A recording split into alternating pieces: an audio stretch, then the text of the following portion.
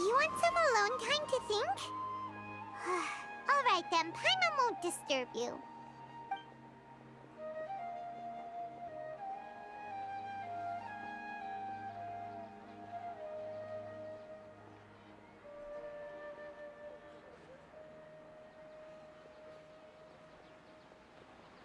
The dance of Subzeruz is about to begin. I'm going to go watch it. Okay. Why don't you go ahead, Dunyarzad? We still have some other stuff to do first. Okay then. See you later. Have you figured it out yet, Traveler? Time is ticking away. Awesome! What is it? Paimon wants to know. Oh, wait, no. Let's meet up with Nahida first. You can tell us both together. This time, we're gonna get to the truth.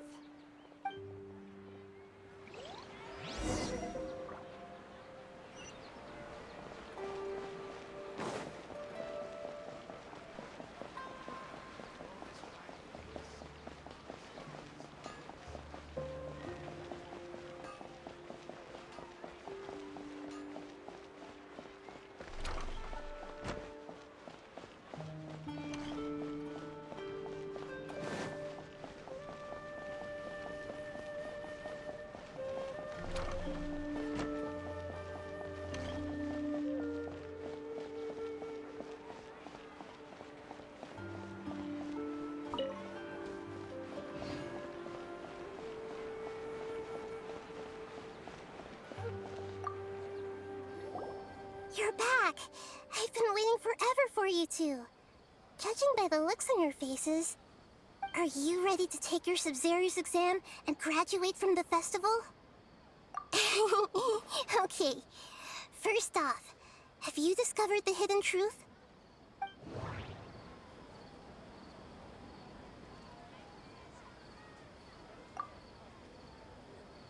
We've already experienced the Subzeruz festival many times. And the day of the festival seems to be in a perpetual Samsara. That doesn't sound right. I need to carefully think things through. Okay, Nahida said the Akasha... That doesn't sound... People in Sumeru don't dream. All the bizarre spaces I saw outside this...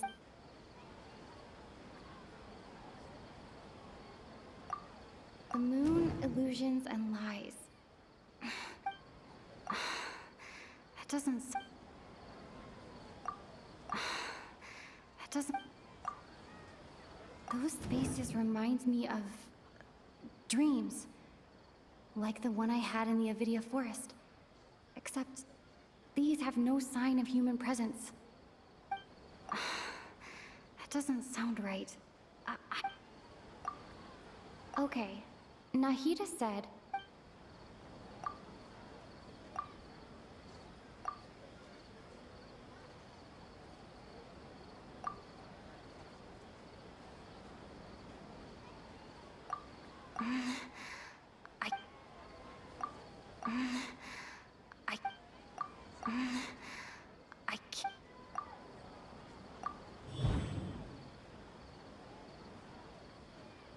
We are all in a dream.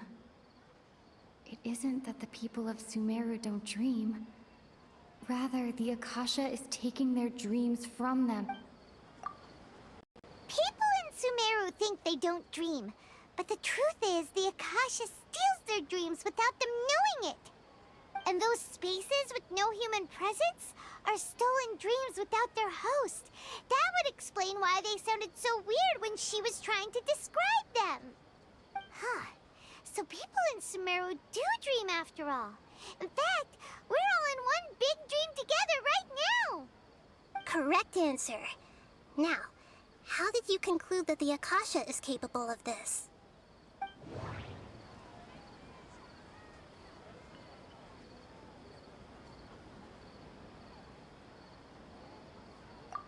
It compiles the wisdom of the entire populace. That doesn't sound... It is the manifestation... Oh, okay. Those dream-controlling creatures in the forest also get their power from the Dendro Archon, right? That would explain why the Akasha has the ability to control people's dreams, too. But is stealing everyone's dreams really how the Akasha compiles their wisdom? Isn't there anything more to it than that? Dreams are fantastical, complex, and full of imagination.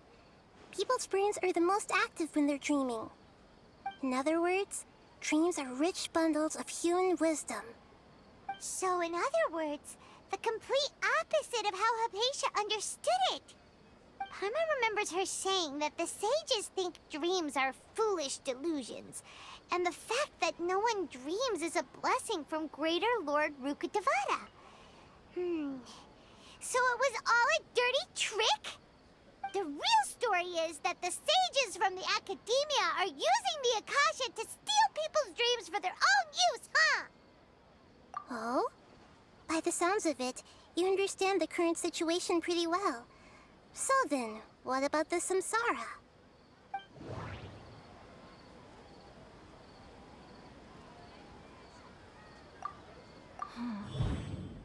Those spaces kept disappearing before my eyes. Grand Sage said, go celebrate the birth of that god to your heart's content. That doesn't sound... My mind feels exhausted. We've already experienced the Subzeruz festival many times.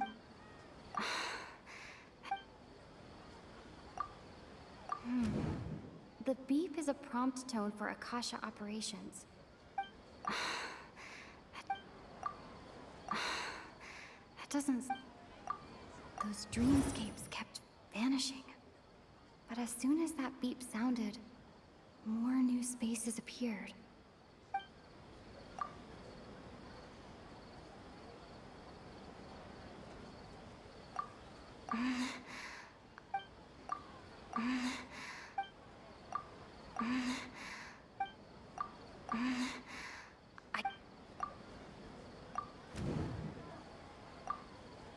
Correct. The Akasha is keeping each person's brain in a constant dream state, but also separating their consciousness from their own dream. Their disembodied consciousness is placed inside the collective dream of the Subzeruz festival along with everyone else's, while their now vacant dreams are harvested by the Akasha. No one is any the wiser as another day passes in the dream, and so begins another Samsara cycle. People wake up to yet another dream about the Subzeruz festival. The dreams that belong to them are once again harvested by the Akasha, and so it continues. So, this is like a dream factory, and the Akasha is a dream harvesting machine. Did Paimon get that analogy right? Very good, Paimon. Using analogies well is an excellent habit to get into. Okay, so that beep we keep hearing is actually from our real-life Akasha terminals. Taking off our terminals in this dream doesn't do anything. Alright, last question. Who am I?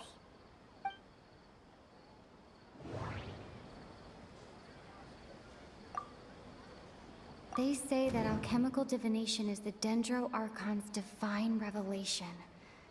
So then, if Nahida has referred to herself as the moon... So you noticed. I thought that one would be the hardest question. That's why I put it last. That wasn't hard at all. Even Paimon guessed that. Everything about you is different. We just didn't want to expose you is all. Now that you mention it, Nahida, you've been hinting to us since the very beginning.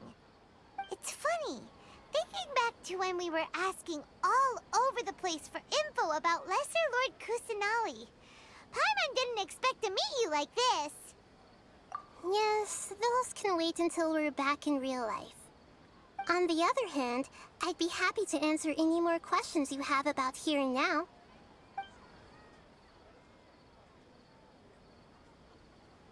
You asked me this question before. My answer was, it would literally blow your minds. Now that you know this is all a dream, this answer should hopefully make more sense. Have you heard the saying, don't wake a sleepwalker? Likewise, if someone suddenly had told you all this instead of you learning it on your own, your notion of reality and dream would be thrown into irreversible confusion.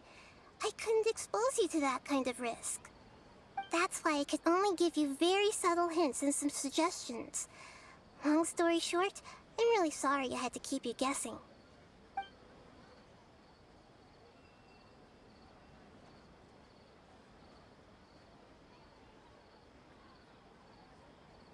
I know, right? Why did they have to base this dream on my birthday? Could it really just be a coincidence? Even you don't know the reason? Wow, now that's strange. The Academia sages are determined to harvest lots of dreams in a short time, no matter the cost. They have to be up to no good. Unfortunately, I don't know anything about it. Traveler, do you have any information?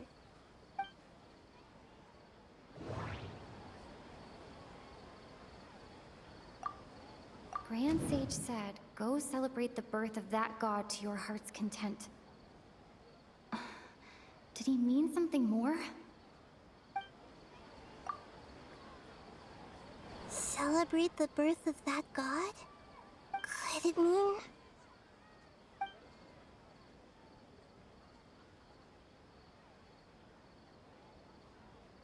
Can humans really keep dreaming forever like this? Will it ever end? And if so, when? We might say your mental fatigue has already answered this question. Eventually, there's only so much that people can tolerate. Especially those whose health is compromised to begin with, like Dunyarzad.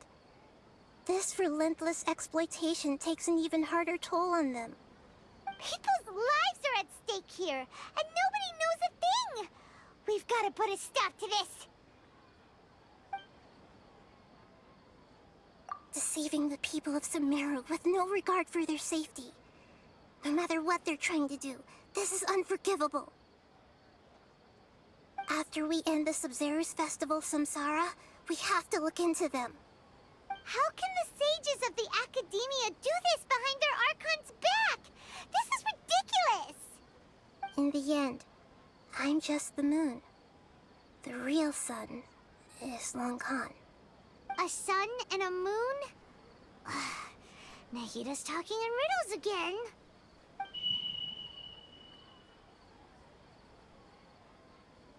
Oh, we're out of time today! I'll tell you how to break free of the Samsara tomorrow. See you then.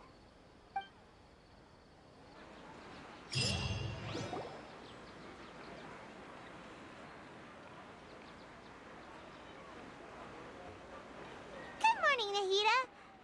Wait. Now that Paimon remembers everything, should we instead say good morning, Lesser Lord Kusanali? Hey! What's wrong, Nahida? You don't look too good. I'm afraid that what you're thinking right now is correct. Did Dunyarzad already disappear? No way! Are we too late? The real Dunyarzad's consciousness has indeed disappeared. It can no longer endure the constant dream harvesting. Paimon can't believe it. Wait, so what about that other Dunyarzad? Just what is she? Is she also going to disappear? She's actually something like a puppet, but not completely. The real Dunyarzad's consciousness could no longer keep playing her role in this dream. So another Dunyarzad appeared to replace her in the dream. Just like the grass and the trees, that Dunyarzad is just a building block of the dream that helps to keep it going. But personality-wise, she's nothing like the real Dunyarzad. Puppets are stiff, and can't copy a living person's vitality. After all, they're just there as filler. You know, speaking of which, the old Dunyarzad might not have been too different from a puppet. Dunyarzad truly believed that she met you within her consciousness, and it was you who inspired her. So you do remember her after all. Yes. Back then, her family was overly protective of her. No one cared about her personality or thoughts. It was as if she only lived to stall her Elazar. I just gave her a little wisdom so she could look at life in a new way. So that she could be her own person. But even so, she's still... far from it. I'm still a long way off from being a real Archon. I couldn't even save her. If I were a competent Archon, I wouldn't have let my most faithful follower die at the Subzeruz festival with so many regrets. Please don't beat yourself up over it, Nahida. It's the sage's fault, and theirs alone. I'm not beating myself up. All I did was to rationally observe the distance between myself and a real Archon. Don't be like that, Nahida. Even real Archons are still allowed to be sad.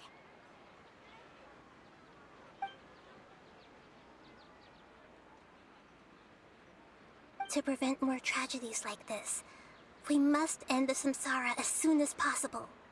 Great, but how do we do that? Although the Subzeruz festival dream is under the Akasha's control, only humans can dream. Even the Akasha is unable to create them. That means this dream belongs to a host who created it.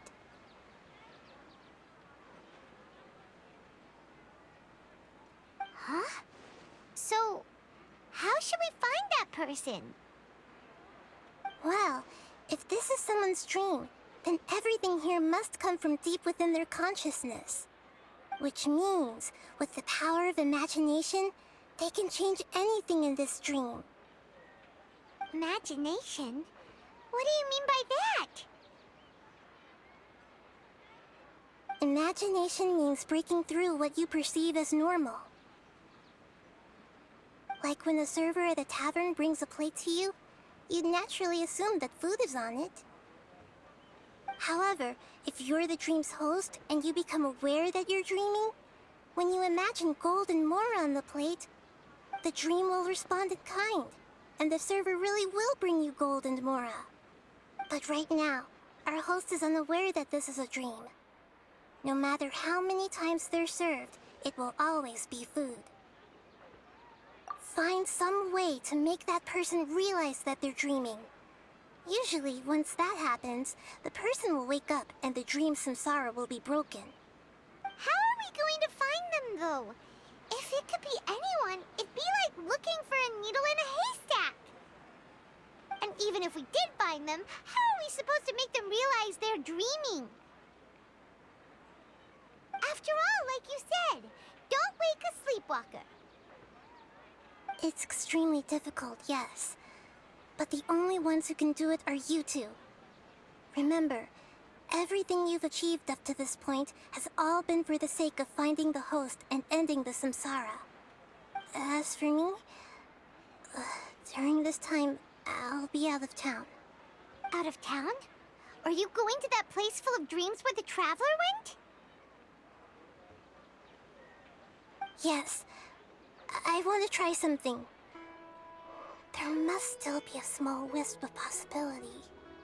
Hurry and go. Dreams are supposed to be fantastical, romantic, and full of pleasant surprises.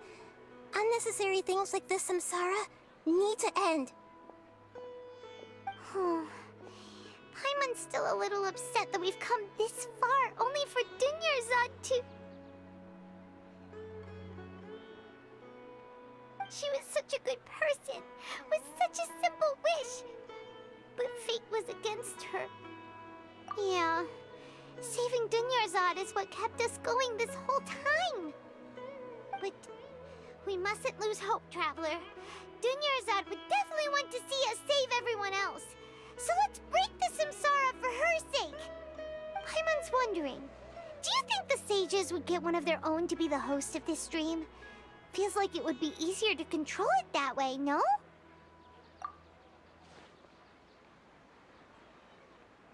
Huh. That's true. Plus, the sages probably weren't counting on there being other factors beyond their control, like Nahida and us. So, who do you think the host of the dream is? Oh, that would make sense. Ferris, the Knight of Flowers, is a symbol of the whole Subzeruz festival, right? Pretty core character. Let's go ask him some questions, shall we?